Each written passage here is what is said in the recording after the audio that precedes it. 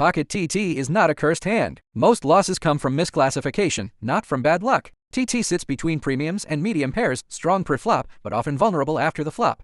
Compared with JJ, TT must also fear J high pressure, which increases downgrade frequency.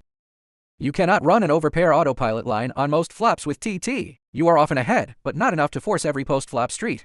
Against high pair dense ranges, TT equity drops fast and overcommitment becomes costly.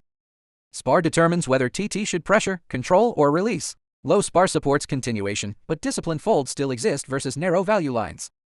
Position, player count, and range shape can quickly reclassify TT. Deep stacks require stronger pot control with TT to avoid reverse implied odds traps. Set mining with TT is profitable only with depth and reliable payout behavior. 6 max allows more aggression, while 9 max demands stronger multi-way discipline. Online pools and live pools differ materially. TT strategy should follow actual frequencies. TT is usually open-worthy from most positions. The complexity starts after resistance. Against 3 bets, first classify IP or OOP before choosing your line. In position, TT often realizes well via calls while preserving dominated mistakes. Calling 3 bets OOP with TT can be expensive without strong reads and structure. Your best action depends on opponent continuation range, not on rigid templates. Versus weak limp ranges, isolate to deny cheap realization and avoid crowding. TT in multi-way pots is a different hand from heads-up TT.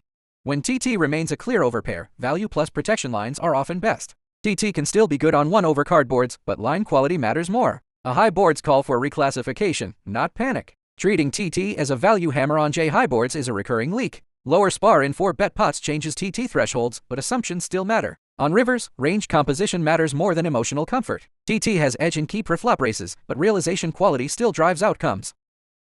Without depth and payout, blind set mining can turn TT into a leak. The biggest TT leak is failing to downgrade quickly enough post-flop. Without SPAR planning, post-flop TT decisions become emotional and costly. Player count changes hand value. Multi-way TT needs slower, tighter lines.